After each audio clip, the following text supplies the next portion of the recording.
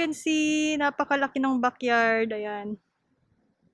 And ginagawa rin siyang parking lot ng mga tenants dito. So, dito sa aming bahay ay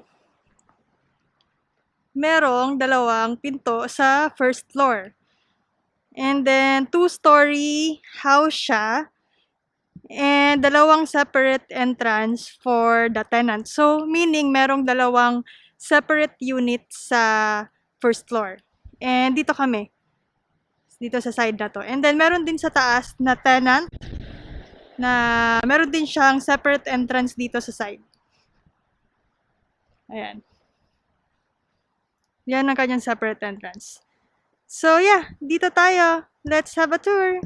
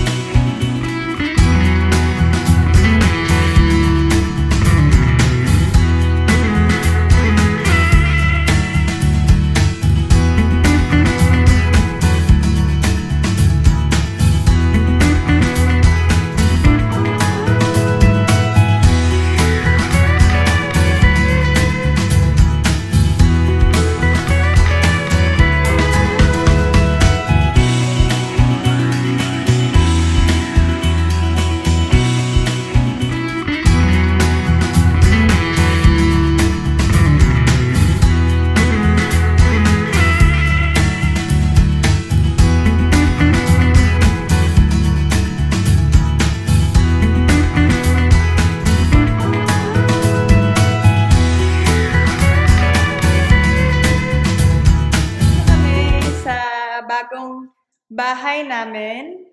Ayan siya. And, nag-ayos na kami ng mga gamit dito. Yun lang guys, is, kasi kahapon, bumili kami ng kortina.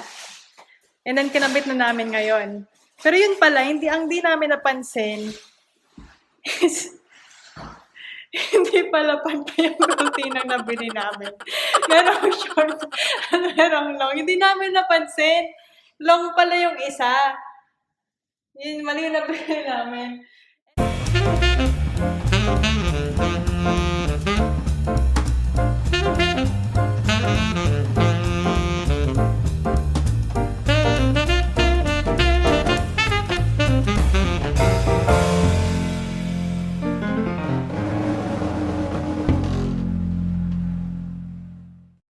Hi guys, good morning. For today,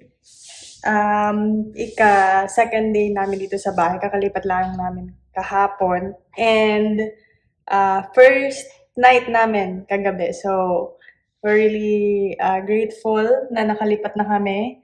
And yan, so I'll just show you kung ano yung gagawin namin for today. And most probably mag-ayos lang kami ng gamit kasi marami pang gamit na dapat ayusin. So, for now, let's have some coffee. This is the coffee prepared by my husband. Ayan, so nagpe-prepare na siya sa kanya work because mag-start na yung work niya. And ako ay mag-aayos ng bahay. So mag-coffee muna ako. And yeah, it's a nice day. It's a sunny day outside. Round clock. Diba? Dami pa namin ayusin gamit. And let's start the day right!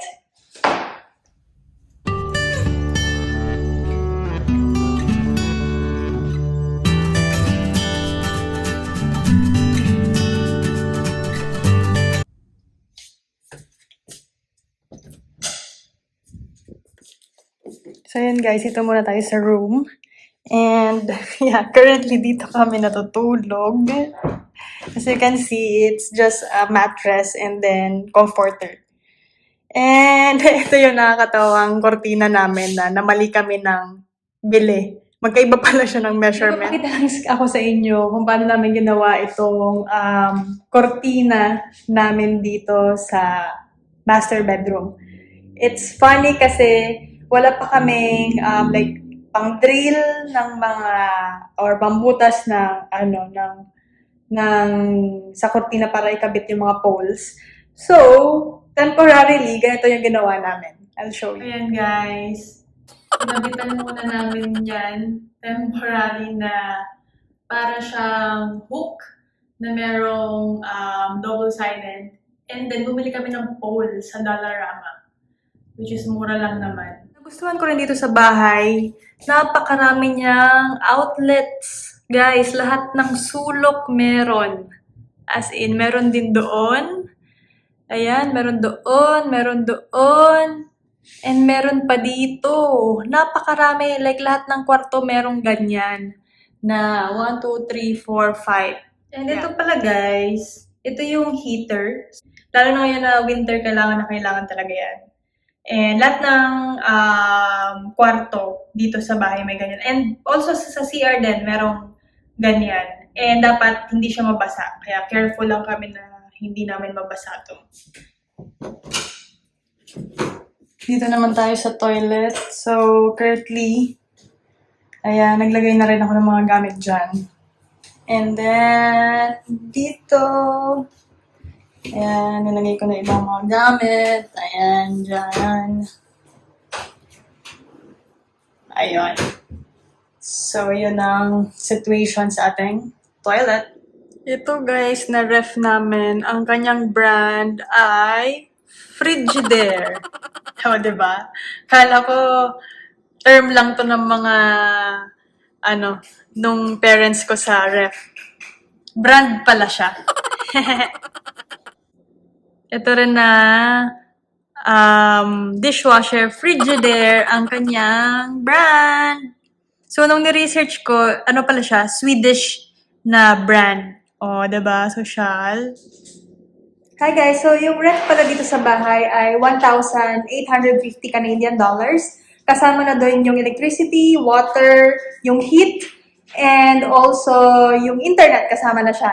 And also included na rin yung pag-maintain ng backyard and front yard, especially ngayong winter na kailangan i-shovel yung snow. So, si landlord na yung bahala nun. And yeah, so yun yung price range ng mga bahay dito sa Canada. And bare unit normally yung mga bahay dito. Kaya kayo pa yung furnish. So yun guys, yun yung current update dito sa bahay. And yung mga nagawa na namin. And mga gamit na meron kami as of now. And let's see kung ano yung progress in the next few days. Maybe kapag medyo okay na yung mga pagkakaayos namin, ipakita ko sa inyo, magkakaroon ng ako ng house tour with the like medyo complete na gamit dito sa bahay. And yeah, that's it for now. Thank you for watching my vlog. See you again. Bye!